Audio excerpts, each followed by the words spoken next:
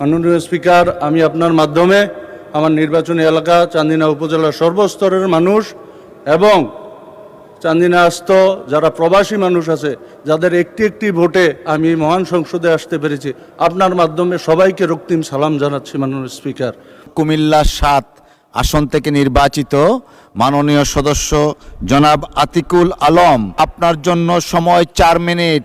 ধন্যবাদ। বিসমিল্লাহির রহমানির রহিম।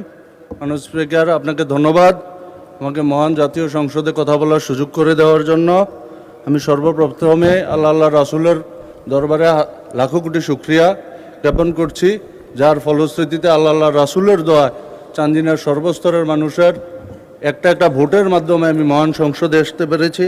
আমি গভীর শ্রদ্ধাভরে স্মরণ করছি মহান স্বাধীনতার ঘোষক শহীদ প্রেসিডেন্ট জিয়াউর রহমান সাহেবকে এবং গভীর শ্রদ্ধাভরে স্মরণ করছি গণতন্ত্রের অতন্ত্র প্রহরী আমাদের দেশমাতা দেশনেত্রী বেগম খালেদা জিয়া ম্যাডামকে।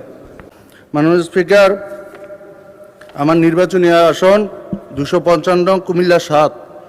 এই নির্বাচনী আসনে একটি উপজেলা এবং একটি পৌরসভা অবস্থিত। আমার পৌরসভায় 1997 সালে প্রতিষ্ঠিত হয়েছে। মাননীয় স্পিকার, বিগত জোট সরকারের আমলে এই পৌরসভাটি খ শ্রেণীতে রূপান্তরিত হয়েছে, কিন্তু পরিতাপের বিষয় মাননীয় স্পিকার, এই আমার পৌরসভায় প্রায় ভোটার হলো প্রায় 37,500 ভোটার, কিন্তু আমাদের পৌরসভায় বসবাস করে প্রায় 50,000-এর উপরের মানুষ, কিন্তু নাগরিক সুযোগ সুবিধা নগণ্য বলতে কিছু নাই আমার পৌরসভায়। কারণ মাননীয় স্পিকার, গার্বেজ একটা কী ধরনের জিনিস এটা তো আপনারা সবাই জানেন, কিন্তু আমার পৌরসভায় একটা গার্বেজ ফেলানোর একটা জায়গা নাই। একটা পানির প্ল্যান্ট ছিল, ওইটাও আজকে অকেজো।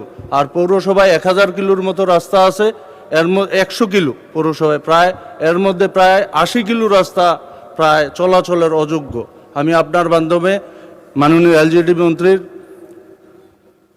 দৃষ্টি আকর্ষণ করছি, অনতি বিলম্বে আমার পৌরসভায় 200 কোটি টাকা বরাদ্দ দিয়ে পৌরসভাটিকে খ শ্রেণী থেকে যাতে ক শ্রেণীতে রূপান্তরিত করা হয়, এটা আপনার কাছে আমার সবিনয় অনুরোধ। আর পরিশেষে সম্মানিত উপস্থিতি এবং মাননীয় স্পিকার, একটা বিষয় আমি আপনাকে অবগত করি, এটা হলো চিকিৎসা ক্ষেত্রে আমার উপজেলা, আমার নির্বাচনী আসনে 2টা স্বাস্থ্য কমপ্লেক্স, একটা হলো চান্দিনা উপজেলা স্বাস্থ্য কমপ্লেক্স আর একটা মহিশাল স্বাস্থ্য কমপ্লেক্স। কালকে আপনার সংসদ শেষ করে যখন মাননীয় স্পিকার আমি আমার নির্বাচনী এলাকায় গেলাম, তখন রাত্র 11:30 বাজে। মাননীয় স্পিকার, যখন হাসপাতালের সামনে, তখন দেখলাম কারেন্ট নাই, শুধু 2টা লাইট জ্বলে।